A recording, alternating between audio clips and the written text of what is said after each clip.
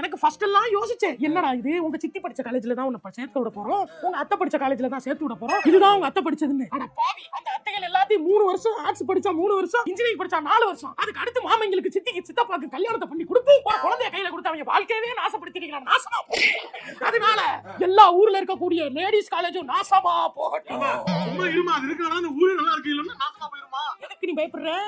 அப்ப நான் வெளியூர்ல என்னை படிக்க வச்சா இங்க ஏதாவது ஒரு பையனை பார்த்து லவ் பண்ணி அவங்க கூட கல்யாணம் பண்ணி ஓடி போயிருவேன்னு நம்புறேன் தானே? உன்னுடைய நம்பிக்கையை பழிக்க வைக்கிறதுக்காகவே இந்த இந்த இந்த இந்த உமன்ஸ் காலேஜ்ல படிச்சுக்கிட்டு ஒரு பொறிக்கு பையனா பார்த்து கல்யாணம் பண்ணி அவன் கூட ஓடி போய் உன் மானத்தை நான் வாங்கல.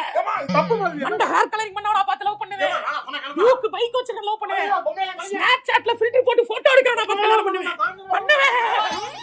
என்ன எங்க சேர்த்து விடுவேன்? எங்க பிடிக்கவே சேர்த்து விடுறேன். கோயம்புத்தூர்ல இன்ஜினியரிங் காலேஜ்ல சேர்த்து விடு. அங்க சேர்த்து விடுறேன். நல்லா படிக்கிற காலேஜா சேர்த்து விடு. நல்லா படிக்கிற காலேஜ்ல சேர்த்து விடுறேன்.